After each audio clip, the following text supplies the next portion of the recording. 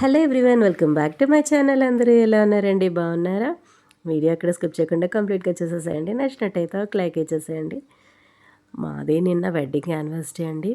Every year ఇంట్లోని wedding anniversaries ఏదో ఒక పూజ అయితే చేసుకుంటాము. కానీ నిన్నైతే అవ్వలేదండి. లేడీస్ ప్రాబ్లమ్స్ ఉంటాయి కదా, సో దానివల్ల ఇంట్లో పూజ ఏం చేసుకోలేదన్నమాట. హస్బెండ్ టెంపుల్కి వెళ్ళి వచ్చేసారు. నేనైతే అప్పుడే హెడ్ బాత్ అది చేసేసి వచ్చేసానమాట. అదే మీ అందరితో మాట్లాడుతున్నాను. సో సెలబ్రేషన్స్ ఏం లేదు కదా అని మమ్మీ డాడీ వాళ్ళని రమ్మన్నాను అనమాట. మమ్మీ వాళ్ళు చెల్లి వాళ్ళు వచ్చారనమాట. వాళ్ళ కోసం అయితే ఫుడ్ ప్రిపేర్ చేస్తున్నాను. సింపుల్గా నిన్న మండే కదండి, సింపుల్గా చేస్తున్నాను. మమ్మీ వాళ్ళు వచ్చేసారనమాట. చాలా ఎండగా ఉందండి, పాపం చాలా ఎండతో వచ్చారనమాట వాళ్ళు. వాళ్ళ కోసమైతే ఫుడ్ ప్రిపేర్ చేస్తున్నాను. అసలైతే చాలా స్టమక్ పెయిన్ వచ్చిందండి. నేను అప్పటికి ముందు రోజు వరకు చేసుకుంటామా లేదా అని అనుకున్నాము. ఆ ఈవినింగ్ కల్లా కొంచెం సెట్ అయింది. అప్పుడేమో మమ్మీ వాళ్ళకి కాల్ చేసి రమ్మన్నాం అనమాట. వాళ్ళ కోసం ఏంటంటే లంచ్ కోసమైతే మష్రూమ్ దొన్నె పులావ్ చేస్తున్నాను. దాంతోపాటు పన్నీరు కాబూలి చనా కర్రీ చేస్తున్నాను.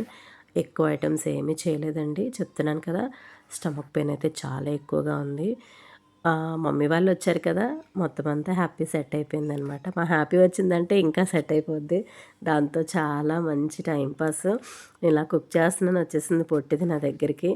ఇది వచ్చిందనుకోండి, అందరినీ ఒక ట్రాన్స్‌లోకి తీసుకెళ్ళిపోద్దనమాట. అందరితో సరదాగా టైం స్పెండ్ చేయడం, చిట్ చాట్ చేయడం. చూడండి ఎలా ముద్దులు పెడుతుందో రాక్షసి. డే అంతా ఎలా గడిచిపోద్దో మాకే తెలీదండి. నవ్వుకుంటాము, ఏడుస్తుంది, అల్లరి చేస్తుంది. అంతా దాంతో మంచిగా అయిపోద్దనమాట. అందుకే మమ్మీ వాళ్ళని, చెల్లి వాళ్ళని వచ్చేయమన్నాను. సెలబ్రేషన్స్ ఏమీ చేసుకోవట్లేదు కదా, మీరు వచ్చారనుకో కొంచెం హ్యాపీగా ఉంటుంది కదమ్మా, రండి అని చిన్నుని మమ్మీ వాళ్ళని రమ్మన్నానమాట. వచ్చేసారు. చక్కగా మమ్మీ కూడా హెల్ప్ చేశారండి. మమ్మీ చెల్లి కూడా చాలా హెల్ప్ చేస్తారు వచ్చారంటే. అంటే ఏ ఎవరైనా ఇంటికి వెళ్ళామనుకోండి, తప్పకుండా ఒకరికొకరు సాయం చేసుకుంటాం కదా, అలాగే మమ్మీ చెల్లి కూడా వచ్చారంటే అసలు కూర్చోరనమాట. ఏదో ఒక హెల్ప్ చేస్తూ ఉంటారు. నేను వెళ్ళిన అలాగే చెల్లి కూడా అలాగే అనమాట. అంటే వేరు అని ఏముండదు, అందరం సమానంగా పనులు చేసుకుంటాము. ఇక్కడైతే లంచ్ కోసం ప్రిపేర్ చేసేస్తున్నాం. చాలా వేడిగా ఉందండి. నిన్న ఇవాళ అయితే మాత్రం ఎంత వేడిగా ఉందో. ఫాస్ట్గా కుక్ చేసేసుకొని హ్యాపీగా రూమ్లోకి వెళ్ళి అందరం కలిసి హ్యాపీగా మాట్లాడుకున్నాం అనమాట. మార్నింగ్ నుంచి ఈవినింగ్ వరకు టైం ఎలా గడిచిందో కూడా తెలియదు. ఎవ్రీ ఇయర్ అయితే ఏదో ఒక పూజ అనేది ఇంట్లో చేసుకుంటాం. రుద్రాభిషేకము, సత్యనారాయణ స్వామి వ్రతము. లాస్ట్ ఇయర్ చేసుకోలేదనమాట. అంటే కొంచెం డిస్టర్బ్గా ఉంది మైండ్ ఆ టైంలోని, అప్పుడు చేసుకోలేదు. ఈ ఇయర్ ఏమో మరి చేసుకోకూడదని చేసుకోలేదనమాట. మా ఇంటి దగ్గర పంతులు గారు అయితే కాల్ చేసి విష్ చేశారండి. నాకు చాలా హ్యాపీగా అనిపించింది. అంటే గుర్తు ఉంచుకొని విష్ చేయడం అంటే ఒక చాలా హ్యాపీనెస్ ఇచ్చిందనమాట. అంటే చాలామంది విషెస్ చేశారండి. అందరికీ చాలా చాలా థ్యాంక్ యూ అనమాట. మంచిగా ఇన్ని ఇయర్స్ హ్యాపీగా ఉన్నాము. ఇంకా పోను ఇంకా హ్యాపీగా ఉండాలని మనస్ఫూర్తిగా దేవుడిని కోరుకుంటున్నానండి. మమ్మీ వాళ్ళతోటైతే నిన్నంతా డే మంచిగా గడిచింది. మమ్మీ వచ్చారు చెప్పాను కదా, అంతా చేసేస్తున్నారు. అంటున్నాను అప్పటికి, ఎందుకమ్మా ఎండతో వచ్చావు, నేను చేసుకుంటానులే అని. వద్దులే పర్వాలేదనేసి మమ్మీ అంతా కలిపేసి అన్నీ చేసేస్తున్నారు. చిన్నేమో ఇంకో పక్కేమో కట్ చేసేస్తుంది అనమాట, వెజిటేబుల్స్ అవిను రైతాకి వాటికి. చెప్తున్నాను కదండి, సింపుల్గా చేసేసుకున్నాం అలా. ఆ లంచ్ ప్రిపేర్ చేసుకొని తినేసి అలా మాట్లాడుకున్నామన్నమాట. ఎక్కువ వెరైటీస్ కూడా ఏం చేయలేదు. యాక్చువల్గా నేను ఎవరైనా ఏమైనా వచ్చారు అంటే ఒక 2-3 వెరైటీస్ చేస్తానన్నమాట. చెప్తున్నాను కదా, ముందు రోజు వరకు అయితే అస్సలు బాగాలేదండి. చాలా స్టమక్ పెయిన్ వచ్చింది. చాలా వీక్ కూడా అయిపోయానమాట. అదే మొన్న ఒక దగ్గరికి వెళ్తే వాళ్ళు అడుగుతున్నారు, ఏంటి ఇలా అయిపోయావు, కలర్ తగ్గిపోయావు, వీక్ అయిపోయావు అనేసి. కొంచెం గైనిక్ ఇష్యూ వల్ల ప్రాబ్లం ఫేస్ చేస్తున్నాను. అంతా సెట్ అయిపోతుందిలేండి, మెడిసిన్ యూజ్ చేస్తున్నాను కదా, ఆ మెడిసిన్ వల్ల అంతా సెట్ అయిపోద్ది. నేను అదే కోరుకుంటున్నాను. కానీ ఎవ్రీ మంత్ అయితే మాత్రం దేవుడు కనిపిస్తున్నాడండి నిజంగాను. ఏంటి నార్మల్గా రైసు, రసం, కర్రీ చేసుకుంటామని ఈ బిర్యానీ కర్రీ, రైతా అయితే బాగుంటుంది కదా అనేసి హస్బెండ్ని మష్రూమ్ను పన్నీర్ తెమ్మన్నాను.